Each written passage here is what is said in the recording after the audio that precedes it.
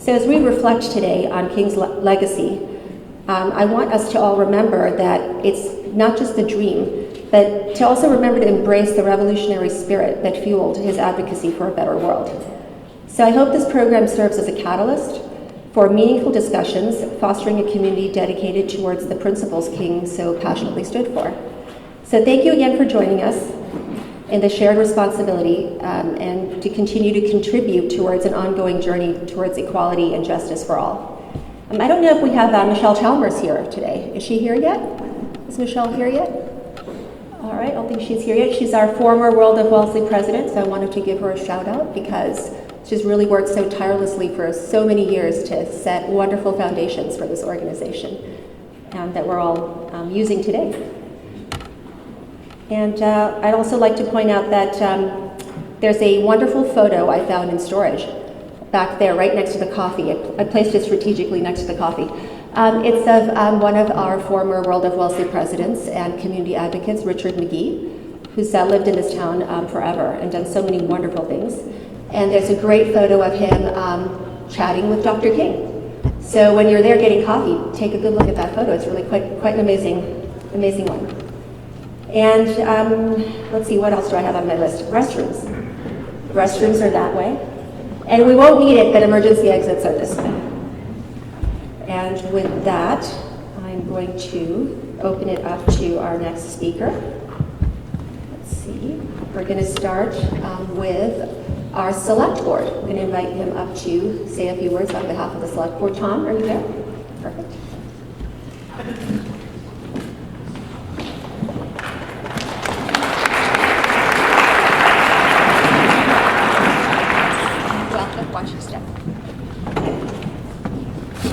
Thank you, Rama, and thank you to Wellesley College for hosting this and for World of Wellesley, quite frankly, for its persistence for so many years in raising our awareness of the importance of this event and of diversity, equity, and inclusion in the community generally.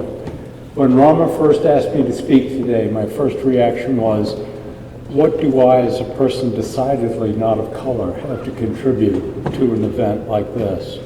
And what I began to realize is that the work we're doing as a municipality, as a government, is what I have to contribute today.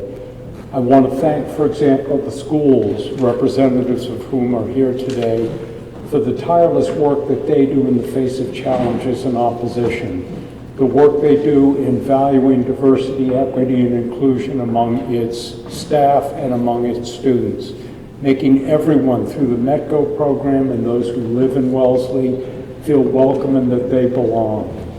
The work that they've done recently on the calendar, showing sensitivity to a diverse community that we hope will become even more so.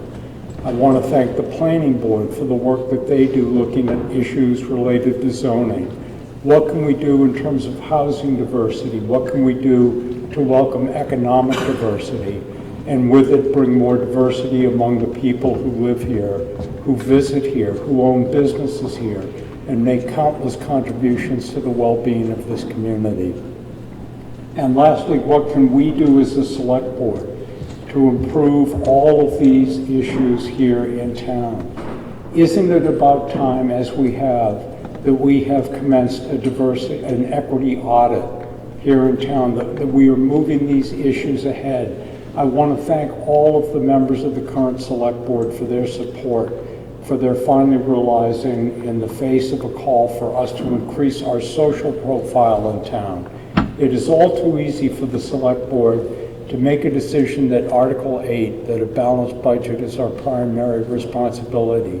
And it is. It's part of our contract with the residents that we will provide a balanced budget every year. But we have a select board that has pushed us beyond that to recognize the importance of embracing social issues and social progress here in town, that we are looking at policies all the time in terms of how we can improve the conditions here in Wellesley. And so the work that we're now doing with diversity, equity, and inclusion is critical in terms of our future as a municipality, in setting an example as we do in other ways for how we can lead, how as a municipality we can stand out. So I really want to thank everyone in our municipal government for their commitment to this work. And I want to thank everyone here today for helping us do that and helping us know that we're supported in trying to achieve these goals. Thank you.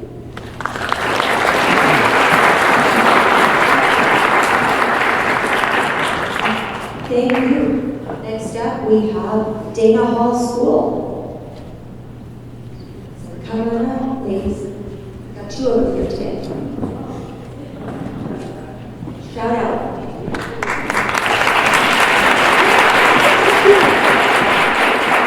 All right, awesome students, take it away. You go first. Yeah. Cool. Hi everyone, hope you had a nice morning so far. My name is Gigi and I'm a 9th grader at Dana Hall School in Wellesley. When I was asked to do the speech a few weeks ago, I was stumped on what to say. There are many great things of Dr. King, there are many great memories of Dr. King and the things that he said, but there was one saying that stood out to me. Martin Luther King's message was centered around civil rights, equality, and nonviolent protests. He advocated for an end to racial segregation and discrimination, promoting a society where individuals are judged by their character rather than the color of their skin. It is the content of your character that matters most. As Dana Hall students, my peers and I try to follow Dr. King's message in our everyday lives. Dr. King's teachings educate us on the importance of having an inclusive environment where diversity is celebrated and every individual is valued. For example, we have Amnesty International Club, which focuses on human rights and social injustice. Now I will turn it over to my peer, Anya. Thank you. Okay, hi, my name is Anya, and I'm a Wellesley resident and sophomore at Dana Hall. And as discussed, today is all about equality and justice. This aligns closely with our mission and values at Dana Hall. You can see this in our classroom, in the interactions, and in many clubs that are offered. So as an example, as Geetha mentioned, this year Dana Hall started a chapter of Amnesty International. And I lead this club, and so far we have raised awareness of persecuted people and funds to better society. Another association is Girl Up, and Dana Hall sponsors a chapter of this organization, which is focused on equality for girls. We also have groups representing our diverse student body in education covering all people in our society. So this is a community that reflects Dr. King's important ideals and one we are proud to be a part of. Thank you.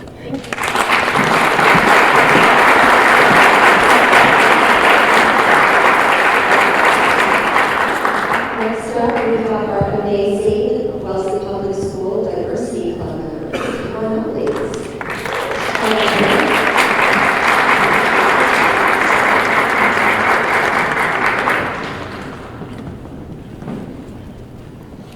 Good morning, everyone. My name is Rachel Voci. And I'm Zainab Khan. As officers of the Wellesley High School Diversity Club, we are honored to celebrate the legacy of an individual who championed the civil rights movement through his continual dedication to making our nation and world a better place. We hope to honor MLK's legacy in our own community, using his teachings to guide our advocacy for justice and empowerment, particularly through his conviction to battling racism and inequality through nonviolent protest, and through nonviolent protest and the power of words, unifying our nation and Pope. In recent years, an increase in racist police brutality led to national protests. Peaceful protests were held nationally, including here in Boston. As young adults, we saw the impact of Dr. King's legacy in our world today. And as the next generation of upstanding citizens, we hope to continue sustaining MLK's legacy to create a more equal world. Thank you.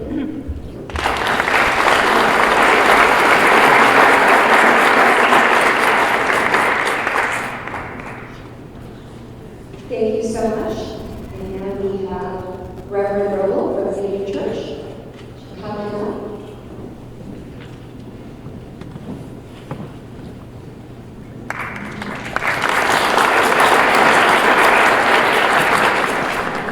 up. Good morning. First of all, I'm really honored to be here today. Thank you, Rama, for the invitation to say a couple of words. I'm the Reverend Mark Roble, the Senior Minister at the Unitarian Universalist Society of Wellesley Hills.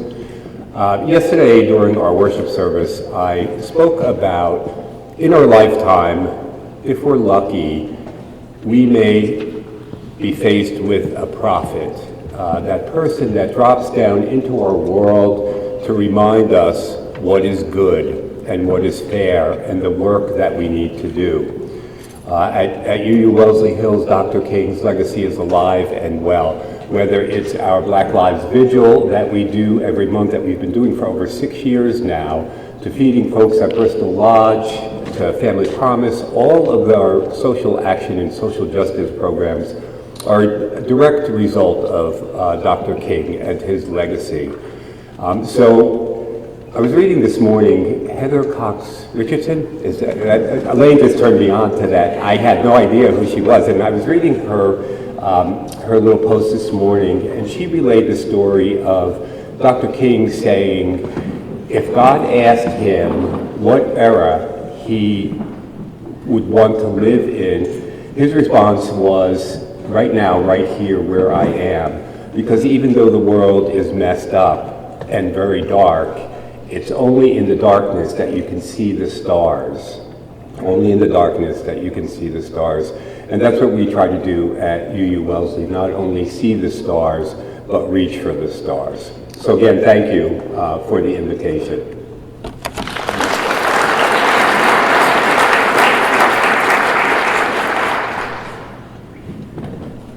And now we have Robin School, our St. Andrews.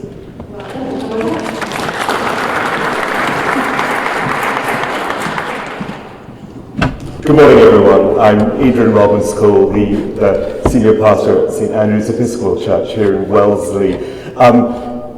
We're a Christian community, and we are here because of our faith. We follow Jesus Christ, and one of the key elements of Christ's ministry was breaking down barriers between people of race, religion, of men, male and female, and in this way we share Dr. King's, or I should say the Reverend Dr. King's Christian faith, and we share his belief that we are all made in the image of God, and therefore we have inviolable dignity.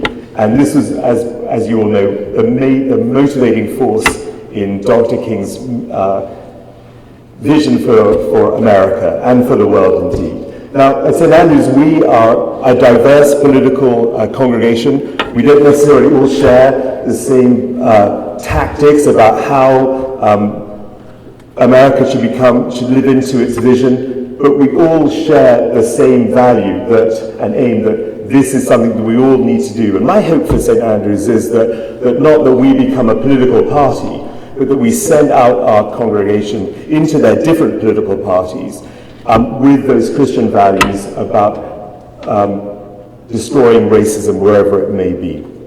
Amen.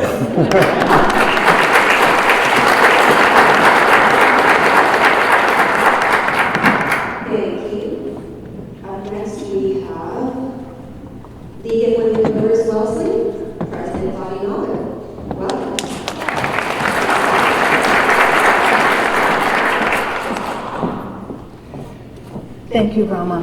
How many people here are members of the League of Women Voters? Almost everyone. We are actually devoted to DEI, and for that reason, diversity, equity, and inclusion. In the spirit of inclusion, I want you all to know how we have a new initiative. We want to include white men. That's how inclusive we are. Voting has always been the major thrust of the League of Women Voters, going right back to our founding, February 14th, Valentine's Day of 1920. So whenever it comes to voting, you're gonna hear from us. I wanted to read for you a quote from Dr. King. In his 1957 speech titled, "Give Us the Ballot," Dr. King spoke bluntly about the need for equal voting rights. Quote, "So long as I do not firmly and irrevocably possess the right to vote, I do not possess myself. I cannot make up my mind. It is made up for me. I cannot live as a democratic citizen, observing the laws I have helped to enact. I can only submit to the edicts of others. We want to make sure that nobody feels like that. Nobody feels disenfranchised. Every single person in this room should feel like a fully entitled citizen. We are a nonprofit, nonpartisan political organization in the United States. Now, we're not going to claim that we're not progressive, because we absolutely are. However, we are also very inclusive, and we want a full voice for everyone. We want conservative, liberal, progressive, everyone. This is, I believe, very much in keeping with Dr. King's vision for the U.S., and I would hope that he would endorse us. I have to say that the League of Women Voters has not always been progressive. It's a little embarrassing to say that at our founding mothers, they actually bold-facedly said that they would not include women of color in their leadership ranks. They bold-facedly said that they would favor some of the views of racist legislators. They used that as a tool to buy their own legitimacy. Please tell me that we do not have to do that anymore. We do not need to back down from our beliefs in the value of every single person. We actively fight voter suppression. I want to end by another quote from Dr. King. He said, "Voting is the foundation stone for political action." Thank you.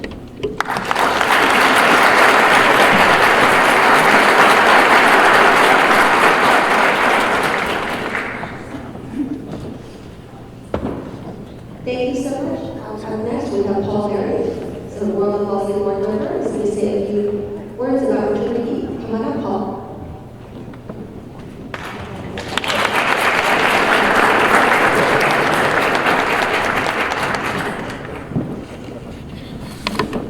Good morning.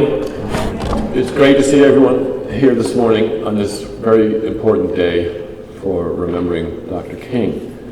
But it's my privilege to also remember Richard McGee, who many of us, I think, recall for decades for his work on behalf of the world of Wellesley and diversity and inclusion. Richard and I worked together at the Commission Against Discrimination, which is where we met, and after we both left that role, he invited me to join the board back in around 2000. He devoted his life to working for diversity and inclusion and to combat the effects of insidious racism. He worked initially on the federal level, and then, as I said, in the last couple of decades of his life, he worked here. He loved the organization intensely. He was always, everything he did was to try to support the world of Wellesley and its efforts to emphasize the inclusiveness of our community of Wellesley and how we want to be a community where all are welcome, irrespective of background or race or other characteristics.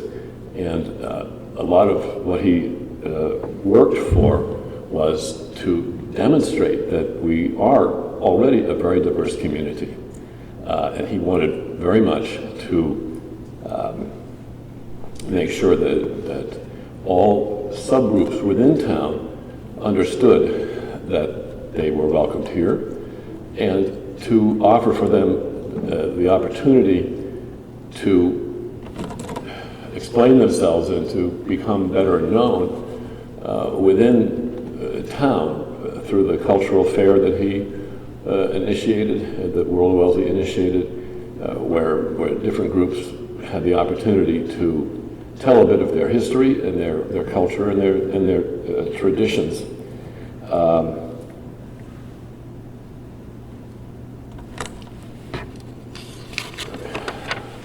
As I say, he was a passionate advocate for inclusiveness, but he also understood what it was like not to be included. He once told me a story of when he and his wife, Charlotte, who I think we're honoring this morning,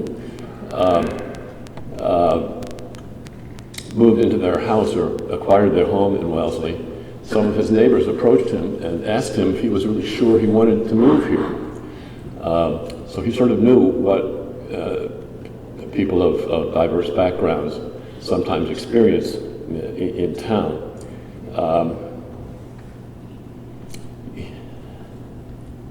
But he was a follower of Dr. King, as Rama has noted. We have a picture of him talking with Dr. King at one of the events where they were together. And Dr. King, I think, was aware that to address the challenges and the issues of racism and the history of slavery, we can't do it just as individuals or as separate groups. We need to do this as a community. The wounds that slavery and discrimination and racism have left behind have impacted all of us, irrespective of our backgrounds. And if we are going to address those and try to remedy those wounds, we have to do it together.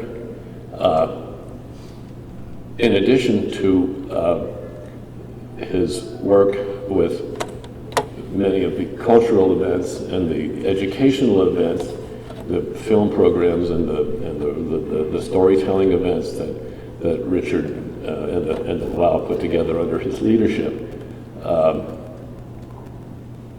he also was responsive to some of the specific things that happened to people in town. And again, doing this in a way that would not set up confrontation or try to humiliate or embarrass people, he nevertheless had the courage to speak up to and to confront many of the town's leaders in government and particularly also in the commercial community, the business community, when events occurred that were wrong, when policies emerged that were not as open and fair, particularly to people of diverse backgrounds. He was willing to take the risk of going and speaking to people about these things, and in many instances was able to effect change and persuade business people using an approach of more inclusiveness to persuade businesses to address the policy problems that arose.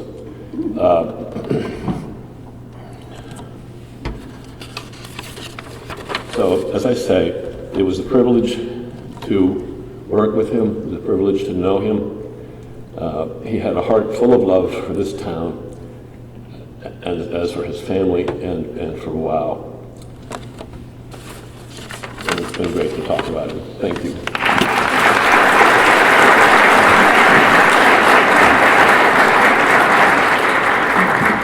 Thank you, Paul. That was amazing. So I want to introduce to you our fabulous keynote speaker, Jennifer Yungo, who is a racial justice educator, activist, scholar, and author. Her book, Misremembering Dr. King and Revisiting the Legacy of Martin Luther King Jr., invites us to reconsider the inaccurate image of Dr. King and his work that we've inherited.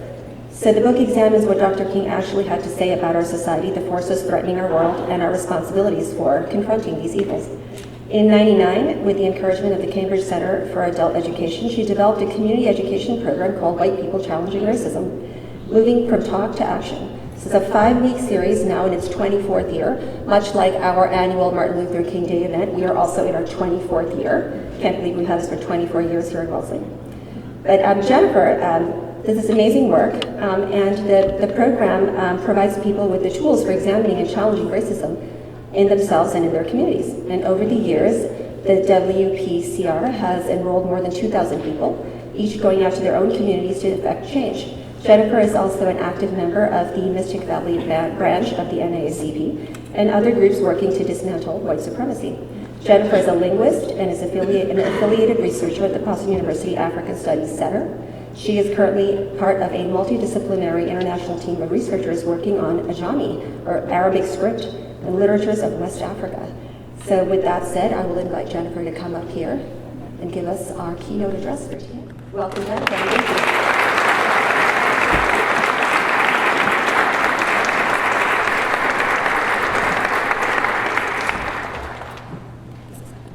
Thank you so much, Rama. So, welcome, and thank you so much to the World of Wellesley for inviting me here today to talk about Dr. King. And thank you to each of you for coming out at what appears to be a rather early hour, for me anyway.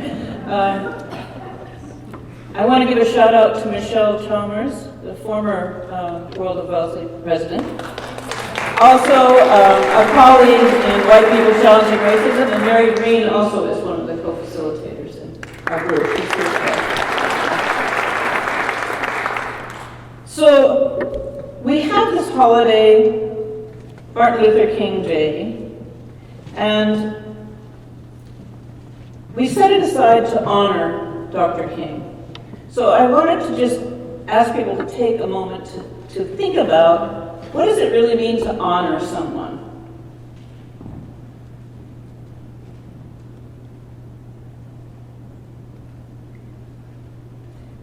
Dr. King was, as was stated, really a prophet, and an incredible visionary and social thinker, philosopher. He was really most remarkable and a most courageous person. And I think that in honoring someone, it's essential that we are true to what they were actually about.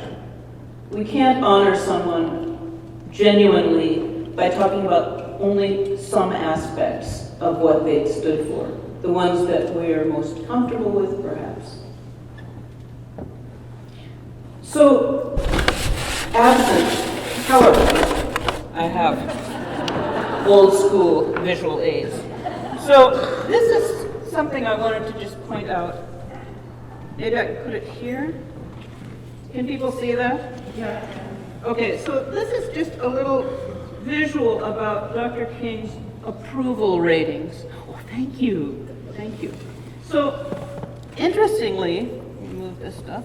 Interestingly, a Harris poll in 1968 found that only 25% of people in the U.S. approved of Dr. King and his work. So that's 75% who really were denouncing. And I should mention that the people denouncing him were not just the usual suspects. They were also his colleagues in racial justice work that felt that he'd gone too far. He stepped out of his lane. Interestingly, though, we get to 2022, and 95% of people approve of Dr. King. So I think we need to go back to 1968 and ask why he had such a low approval rate. And I think it's pretty clear that he was making people very uncomfortable. What he had to say really challenged us to face things that we didn't want to face about ourselves and envision taking on action that was very uncomfortable. So the question is, are we now more comfortable with those things? Are we now more ready to go out and call out racial injustice, call out excessive militarism, call out the extreme poverty in this country? My theory is that the more we knew, the less popular he was. And that the only reason that he's so popular now is that we've forgotten most of what he was talking about. So that's visual number one. Roll that up. Thank you. There's another one. So I think the less we know, the better we like it. And so why? The question is like, why did he? What was it about that? What was it that made him so unpopular? And I think that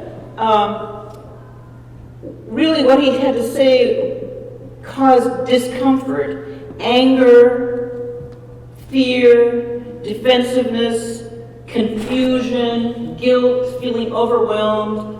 Like these are just too big problems. So, but this turning away from discomfort has kept us from seriously engaging with the moral challenges that he put in front of us. We've lost the opportunity for action, for growth as individuals and as a society. And essentially, I mean, if you look at all the measures, we're worse off now. When I wrote my book, which I have some copies of, people want, which came out 10 years ago, what I did is I looked at the things that he was talking about and compared the data well, actually I was writing in 2013, data in 2013 with data in the late 60s. And the conclusion wasn't very good. If you compare it to data now, it's even worse. So we have a lot of work to do. But what I want to invite us to do this morning, just briefly, is to lean into discomfort. Some of the things I'm going to talk about are not comfortable, and people might say, well, but that didn't work for me. Well, I don't.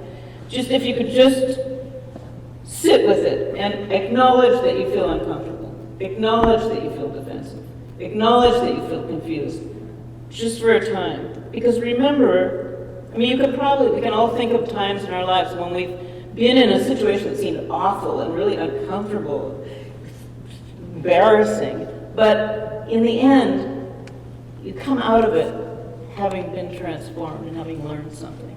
So I'm hoping that for today. It's a big order, a tall order, but we can try.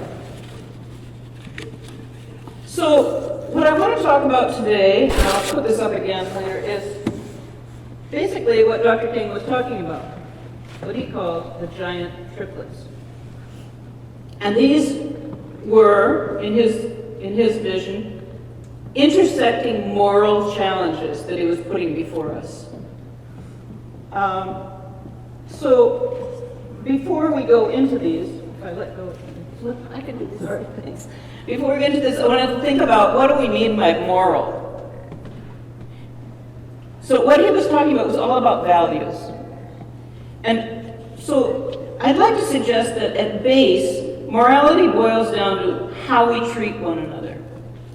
That was all he was talking about. Everything he talked about was how we treat one another. But one of the questions we have to ask ourselves is, who's one another? Where do we draw the boundaries of our community? And I think that largely we've said, how do we treat one another as human beings? I think in this time of catastrophic climate change, we need to revisit who and what is in this category of one another. And I think that even expanding it to all human beings may be a little short-sighted.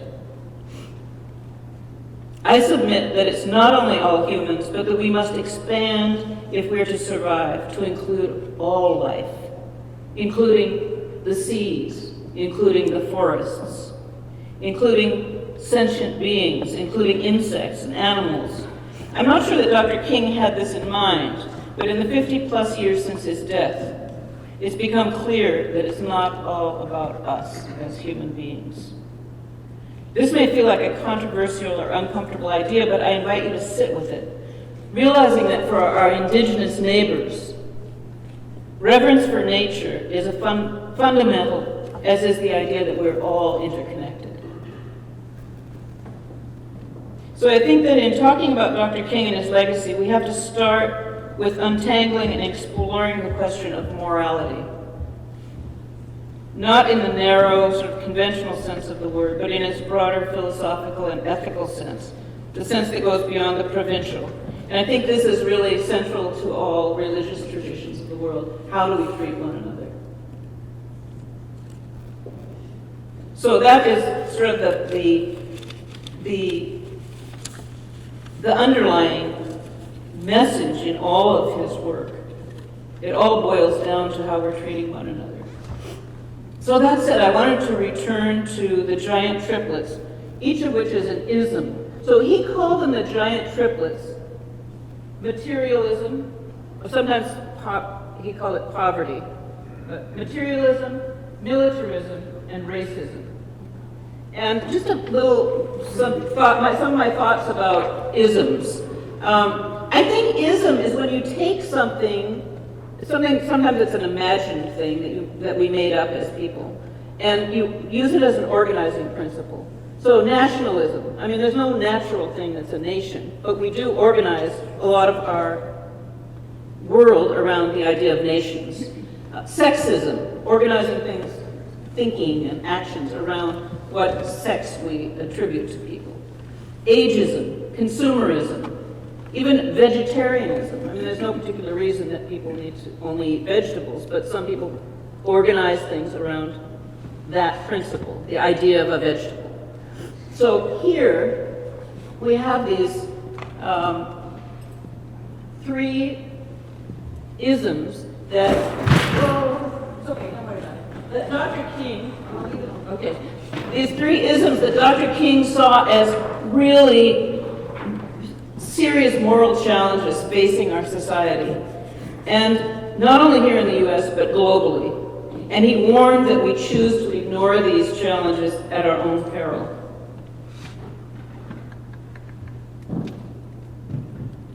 So I wanted to just read a brief quote from him about that. He says, "For the evils of racism, poverty, materialism, and militarism to die, a new set of values must be born. Our economy must become more person-centered than property and profit-oriented. Our government must depend more on its moral power than on its military power." So I wanted to look briefly at each of these triplets. Thank you so much. Okay. The first one, and the one that we do really associate with Dr. King, is racism. The idea that you can organize things around this idea of race, which has been completely debunked in terms of biology, but you can sort people out by race, and then you can dehumanize people using these categories. And we see this going on right now. Calling people terrorists, savages.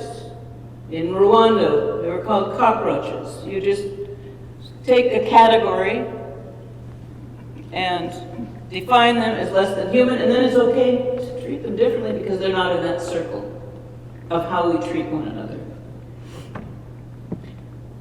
So Dr. King was very clear about what needed to be done. He talked about reparations. He didn't call them reparations, but he did talk about reparations, saying that the investment in voting rights was one thing, but it paled in comparison to what was needed in terms of building schools, building housing, building communities, building all kinds of social goods. He called on white people to educate ourselves and noted that we needed to play a supportive role rather than take the lead. He denounced those of us, progressive whites, who, and I quote, lost their energy when it became clear that continuing the struggle would entail disturbing their tranquility and sense of order, and that it posed threats to their financial and cultural advantages. We can all recall that Dr. King was working to dismantle racism. And for him, it was a global problem. Another quote. Racism is no mere American phenomenon. Its vicious grasp knows no geographical boundaries. In fact, racism and its perennial ally, economic exploitation, provide the key to understanding most of the international complications of this generation. So we can start to see the connections between racism and materialism. But our memories of Dr. King grow hazy when we start looking at these connections, although for him they were absolutely essential. So racism really works very well as a tool of materialism. Look at the settler colonialism of our own country. People arrived from Europe. They wanted the material goods of the land. So you define the indigenous population as other. Use racism to define them as not really human. So it's okay to treat them as something outside of that circle. It's okay to drive them off the land. It's okay to exterminate them. Chattel slavery in the United States. Africans were defined as other. They were not human. So you could completely subject them to absolutely horrible, unspeakable conditions because it contributed to the material well-being of the country. Enslaved Africans really built the material wealth of this country, but they were defined as outside of the circle. So I think that racism is really a tool of materialism. And it relies on the dehumanization of groups. And once they're dehumanized, you can do whatever you like. We've seen this happening in genocidal situations. In Rwanda, a whole group of people were defined as cockroaches. We see it happening now in Gaza, where people are terrorists. Or they're something less than human, so you don't have to treat them in the way that you would treat other human beings. Materialism. Another of the giant triplets, these intersecting forces that are really threatening our society. They were threatening them then, they continue to threaten them. And materialism, sort of the value behind materialism is the idea of putting profit and material goods above people.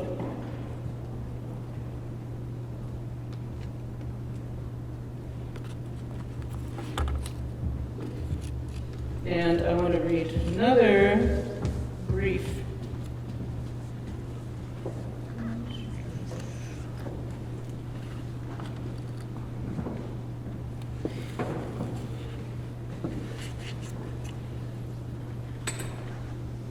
He asks, in a nation which has a gross national product of $750 billion a year, which seems very little now compared to what it is, nevertheless, it is morally right to insist that every person have a decent house, an adequate education, and enough money to provide basic necessities for one's family.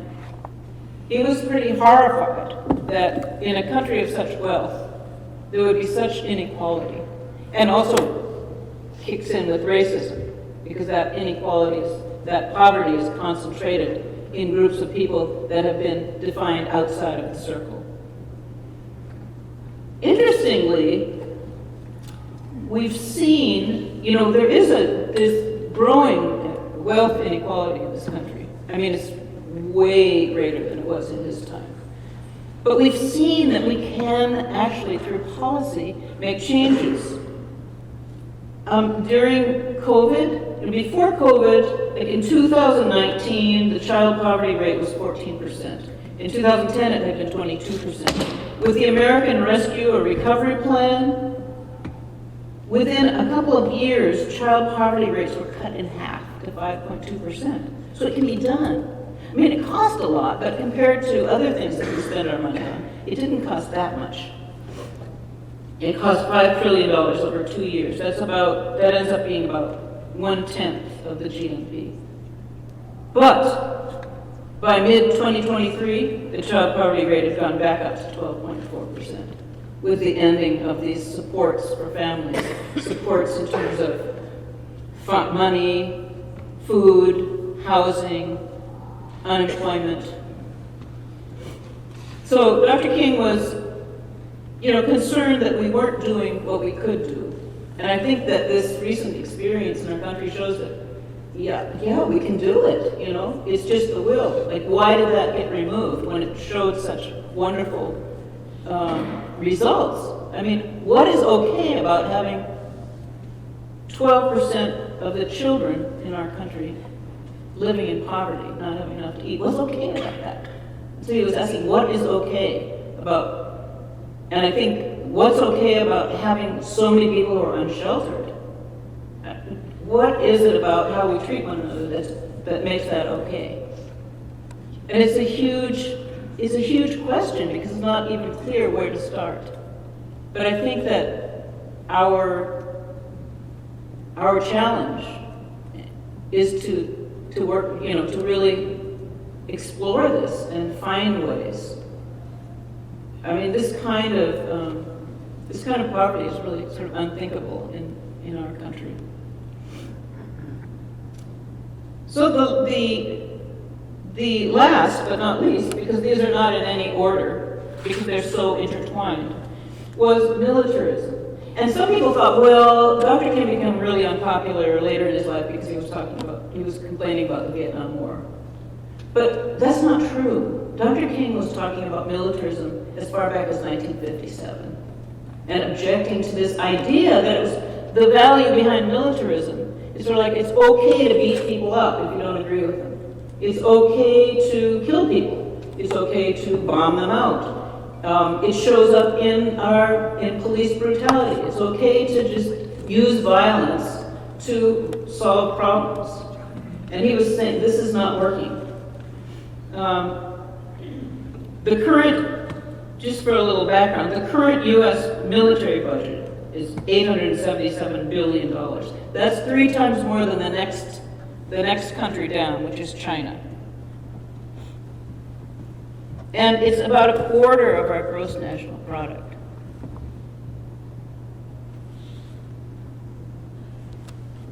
And I wanted to read another quote about that from Dr. King.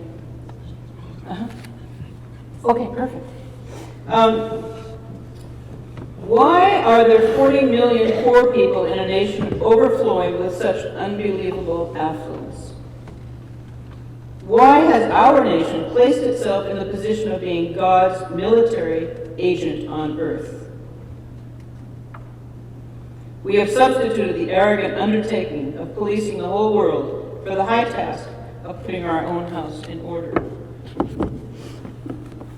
And I think that given the existential crisis that we're facing right now, and let's name it, it's what's going on in the Middle East, is the complete bombardment of Gaza, that we really need to look and take very seriously what Dr. King had to say about militarism. I think that, in a way, our focus on racism is blinding us to his larger vision, which includes racism and includes the way that these things are interrelated. I mean, the use of violence, the focus on materialism, these intersect with racism. But we have had a tendency to say, well, Dr. King was talking about racism. No, he's out of his lane talking about militarism. That's not what that's sort of beyond him. Because he was an African American, that was his realm, was to talk about racism. And when he starts talking about militarism and poverty, then we get uncomfortable.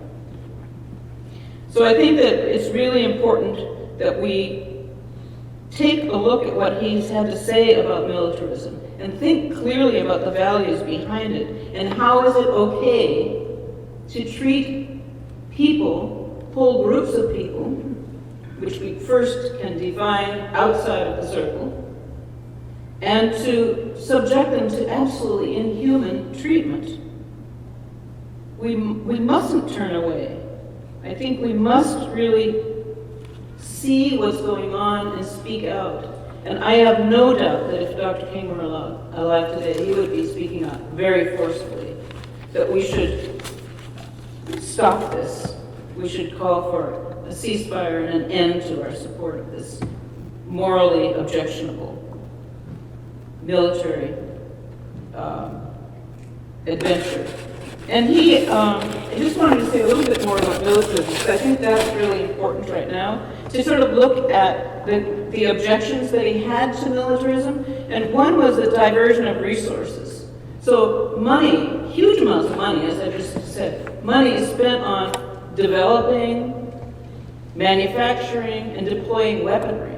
Huge amounts that could be spent on scientific research for the betterment of all of us. And the labor that goes into the building of weaponry, the scientific expertise, the workers who are working in these plants could be working on something like building roads or fixing our transportation system. He also talked about, so the diversion of resources, the psychological damage, and I think that's something we see here. I mean, a disproportionate number of people who are homeless are veterans. They've been traumatized. These are our young people that we send off. And so we're really compromising our own children and their ability to live full lives by traumatizing them. So it's sort of a waste of people's potential. And the production, something that's come up recently that he didn't talk about, but certainly is important, is the production of toxic pollutants. I know that the military is one of the greatest polluters in this country, but also just in the current situation, the contributions to climate change and the toxic pollutants that are being produced in Gaza are going to be with us for a long time. And I recently saw that half of that pollution was produced by transport of weapons to Israel. So there's lots of things to think about, and I think that we really must look at Dr. King in his entirety if we're to honor him. If we're to really honor him, we have to hear these things that he was saying that are a little outside of what we recall, and take them seriously and think about what they mean to us today. They're moral questions and they're ethical questions about how we treat one another and how we treat the world that we live in. He urged us to be in the pursuit of beloved community, a community grounded in love. And if that sounds naive, I want to just recall Cornel West's claim that justice is what love looks like in public. So if we want to really build a beloved community, we need to focus on justice. I think we're all called upon to keep hope alive by working against all discomfort for justice. Dr. King provided us with a roadmap, and it's not too late. He did say there does come a time when it is too late, but we're not there yet. And so I think that it's up to all of us, it's incumbent upon us to keep hope alive. And how do we keep hope alive? By working for justice. We have to be actually out there acting in our communities, in ourselves. It can be we have to begin at a very local level to make these kinds of changes. So I want to just thank you all and keep hope alive. Thank you.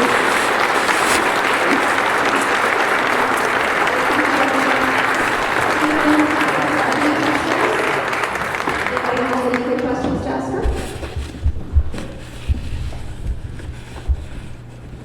Over here. I bring the mic over to you.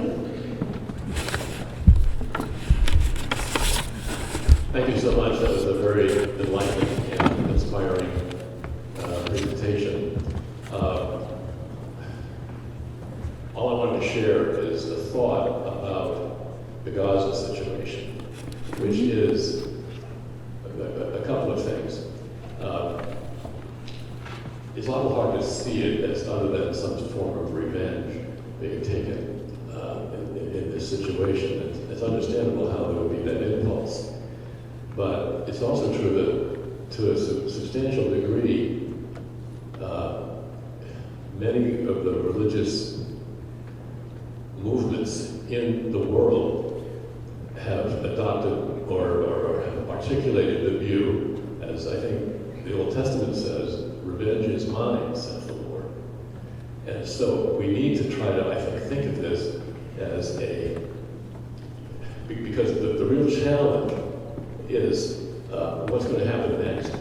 And the real challenge is how do you stop a cycle where one side launches a heinous, a hideously grotesque, brutal, barbaric attack, and then the other side responds. And this is a cycle that we see all too often. One way of trying to break the cycle is by invoking this notion that revenge belongs to somebody else than the injured party. And a second way of analyzing it is what a lot of people talk about is the rule of law. One way of dealing with the Middle Eastern conflict is for one of the participants, and I'm not going to try to decide between the two, for one of the participants to, rather than taking revenge themselves, turn to a neutral third entity to be the one that administers the justice. Because at that point, there will no longer be the justification or the rationalization on the part of the responding party to say, well, they did it to us, so we get to do it to them. Rather, it will be, well, the third party, the world court or whatever it happens to be, they're the ones that have made this determination, so we can't take revenge against them. Anyway, those are just a couple of thoughts that I wanted to offer. Yeah, thank you very much. That's really helpful. And I think that, you know, Dr. King was really clear about that too, that violence just begets violence, like it just doesn't work. You know, never mind how we treat each other. It just doesn't work because it escalates as we're seeing. And I think this idea of a third party, the International Court of Justice, perhaps will be able to resolve this, but the timing is problematic. But yeah, this idea that revenge belongs to someone else is, thank you, that's really helpful. One more question over here.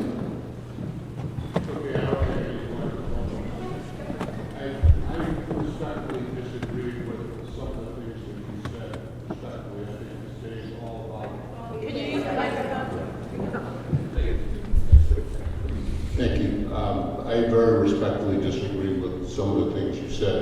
I think today is truly about the legacy of Dr. King, and I honestly believe that the tone of some of your comments, not all of them, just maybe a few of them, maybe were not as balanced as I think Dr. King would have liked to have seen them.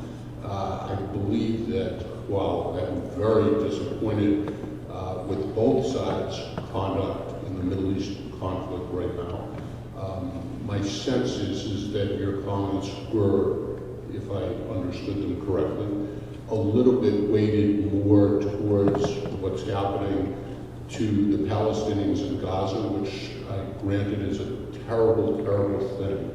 But I also think Dr. King would be more balanced than your comments, because I think Dr. King would understand that there are two sides to this issue, and I'm not sure that your comments gave sufficient credence to the other side of this, which is what happened to the Israelis and what was brought upon the Israelis. And while I understand that the reasonable people can differ in terms of how the actions on both sides have been dealt with, and I agree with Mr. Murray that we have to break this terrible cycle of violence.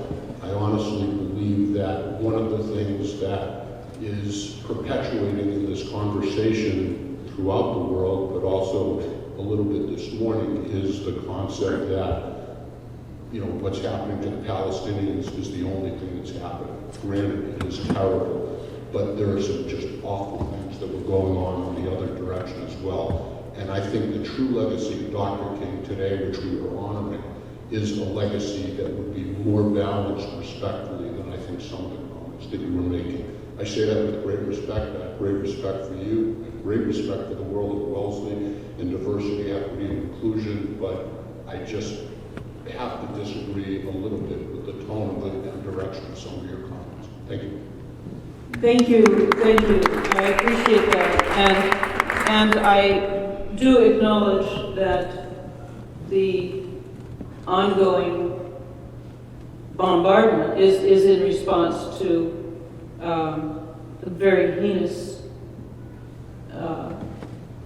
attack, absolutely unspeakable attack upon Israelis. And also, interestingly, the Israelis that were the least likely suspects. I mean, people at a folk festival, people in kibbutz. So I get that, and I appreciate that we do disagree to some extent, but I appreciate that, and I'm sorry I didn't mention it, I apologize.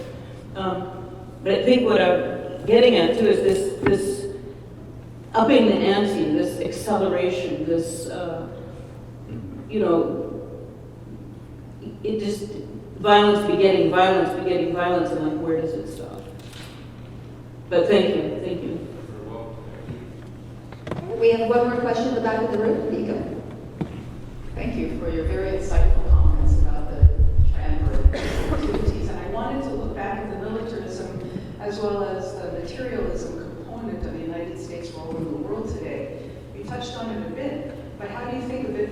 I understand from my reading that we're the largest arms provider in the world to many different countries, and we also support Israel quite strongly. But taking it more broadly than that, how do we think about the U.S.'s role in militarizing the world with our sales of arms? And how do we as Americans try to look at our government and say, listen, we don't want this role. We don't want to be in the position of providing the world with all these arms. But it does make the U.S. a lot of money. So those two things overlap. And how do you advise us on that?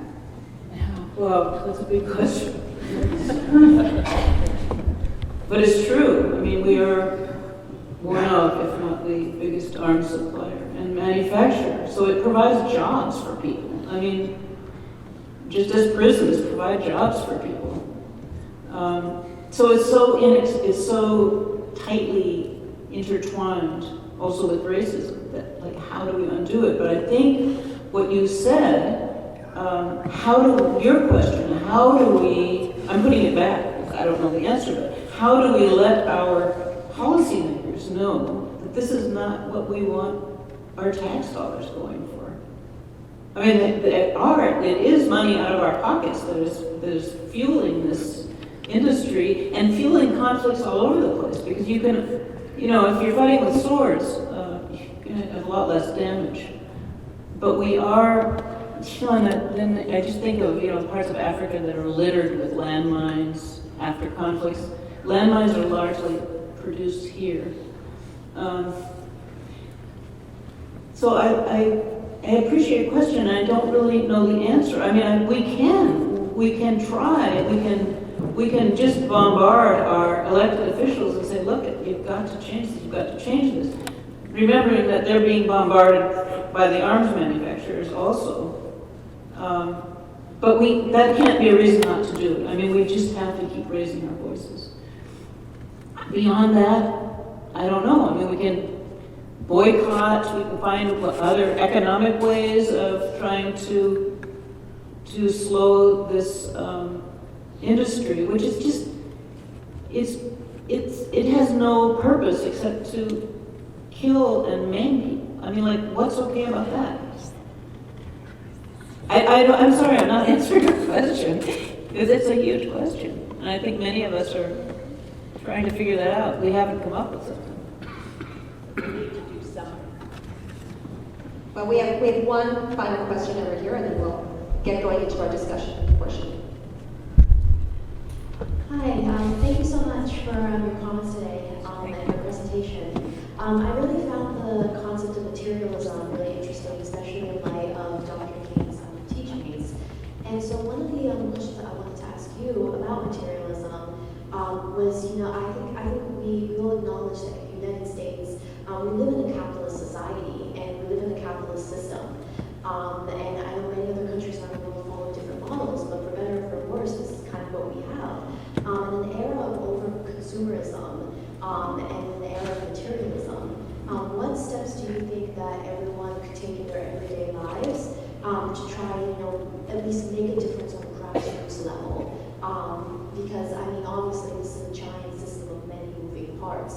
But as you mentioned really aptly before, as a community, if we don't try to do something on the individual level, then what's really the point? Yeah, another big question. Dr. King said we need a revolution in values. That's what it came down to. A revolution in values where we really think about what we owe each other. Just because we're humans, for no other reason. What do we owe each other? And I think that a lot can be done on community and neighborhood levels. There's also, self-examination, but at neighborhood and community levels, we can find ways of connecting with each other. We can invite people from outside the community in, people who have been excluded, and make sure that they feel welcome. We can look at policies on the local level. I'm part of a group in Medford called Safe Medford, and we were able to get our police department to adopt a policy where they would not ask people about their immigration status if they were stopped, and a whole protocol for police action to protect immigrants in our community. That's one small thing, but I think that we can, by banding together with our neighbors, find ways of living more sustainably and more caringly. There are lots of opportunities now, with this huge influx of immigrants who have nowhere to live. There's no housing. And some communities have commandeered hotels or buildings and put up immigrants, and there's been a lot of backlash. And we can go out there and say, no, these are human beings. These are our fellows. We support them. In Woburn, there was a hotel that was used to house Haitian immigrants because so many immigrants had appeared that had nowhere to stay. And there were people that came out and they were denouncing them and saying, go home, we don't need you here. But there were organizers in Woburn that brought people together and cooked food for these people and just turned those other naysayers away and showed this real human compassion, this value of really supporting one another. So I think right now we have a lot of opportunities, actually. We just have to seek them out, and I think we have to work together. One of the earlier speakers, I think maybe someone, no, I'm not remembering who, was talking about how we have to do this together. Maybe it was from Dana Hall? Not sure. That we really have to work together. So because by working together we create these communities. And if there are community here, community here, community here, start intersecting and creating bigger communities. So I really do think that although these moral challenges that Dr. King put to us seem like overwhelmingly huge, we can address them on a local level. So that's sort of how I deal with this overwhelmingness. Well, thank you so much, Dr. Aiken. Thank you. Thank you so much.